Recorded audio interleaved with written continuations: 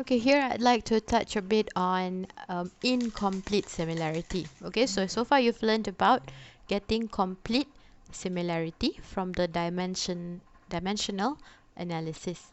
So first let's look at the most useful application of dimensional analysis. So when it comes to designing experiments, we need to figure out what parameters are going to affect the outcome of the result. Okay, so we will set up an experiment and then produce the correlation of data. So correlation of data means how do the numbers relate to each other? How do they correlate? Alright, so consider this situation. We have a problem with 5 parameters. So one is a dependent parameter and there are 4 independent parameters. Very common issue like what we have looked at so far. Okay, so if you want to do a full test matrix, that means you want to test, let's say you want 5 data points for each independent parameter. Okay, so here we have 4 independent parameters, right? So you have to test all 4 parameters in different cases. So that would be 5 to the power of 4 experiments. So that comes to 625 different experiments. This is how many rounds you have to make the experiment. So the benefit of doing dimensional analysis, if we reduce the 5 parameters to only 2 pi's, 2 dimensionless parameters, the number of independent parameters will be reduced from 4 to 1, which results in only 5 to the power of 1 experiment. So we have pi 1 will be a function of pi 2. So you want 5 data points?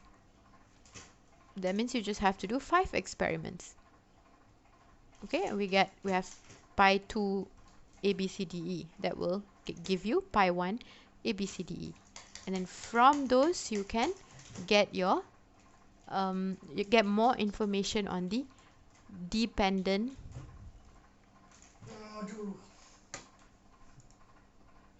yang.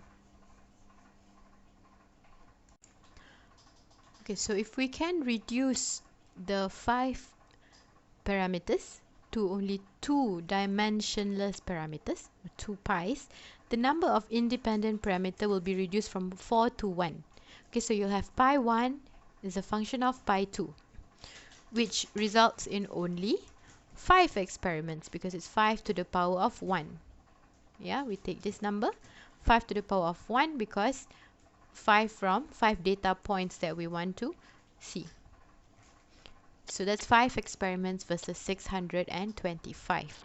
So that is a lot of cost savings there. Okay, and time, of course. Now, there are cases where we cannot reach complete similarity, and it's okay. So in such cases where flows with free surfaces presents unique challenges.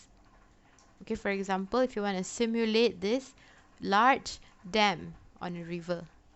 Okay, so obviously it's difficult to try and simulate a large volume of fluid like this. Alright, so for hydraulics applications such as this, depth is very small in comparison to horizontal dimension. What that means is you have a very large dam here, okay, very large area, and the depth relative to the area will be very small. Okay, so if we use geometric similarity, if you actually take the geometry, the real geometry, and scale it down, you will have the depth of a model that would be so small that other issues would arise. Meaning that if we try to replicate here and then the depth of this model dam will be very small, that we will have other issues. What issues? Such as surface tension effects, which are not present in the real situation but would be present in the model. Okay, and then data collection also will become difficult because we're talking about very small value of height. Okay, so because of this, it's okay to employ distorted models, okay, which requires some correction or empirical correlation to extrapolate the model data to full scale. Okay, there's some additional work to be done in order to sort of smoothen the data, because here we have made an assumption to ignore complete geometric similarity.